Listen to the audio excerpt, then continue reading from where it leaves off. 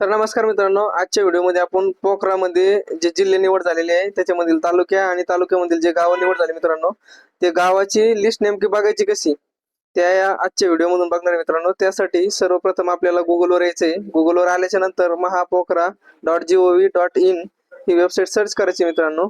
Search केल्याच्या नंतर बघा पहिलीच वेबसाईट आहे मित्रांनो, महापोखरा। हे बघा, याच्यावर क्लिक करायचंय। याच्यावर क्लिक केल्याच्या नंतर असा इंटरफेस येईल मित्रांनो, तो पूर्णपणे दिसतोय आपल्याला।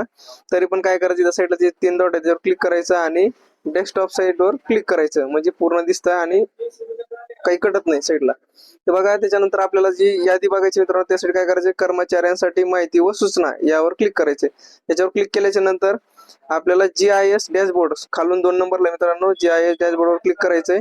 त्याच्यावर क्लिक केल्याच्या नंतर बघा इथे दाखवलेले प्रोजेक्ट डिस्ट्रिक्ट 21, प्रोजेक्ट सब डिस्ट्रिक्ट 55, प्रोजेक्ट तालुके 225, त्याच्यानंतर प्रोजेक्ट विलेज 7196।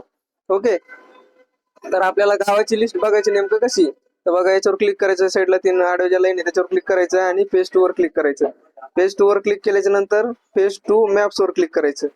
याच्यावर क्लिक केल्याच्या नंतर बघा इथं सिलेक्ट डिस्ट्रिक्ट आहे, इथं एवढे डिस्ट्रिक्ट सिलेक्ट झाले मित्रांनो, अकोला, अमरावती, भंडारा, बीड, बुलढाणा, चंद्रपूर, छत्रपती संभाजीनगर, धाराशिव, गडचिरोली, गोंदिया, हिंगोली, जळगाव, जालना, त्याच्यानंतर लातूर, नागपूर, नांदेड, नाशिक, परभणी, वर्धा, वाशिम, यवतमाळ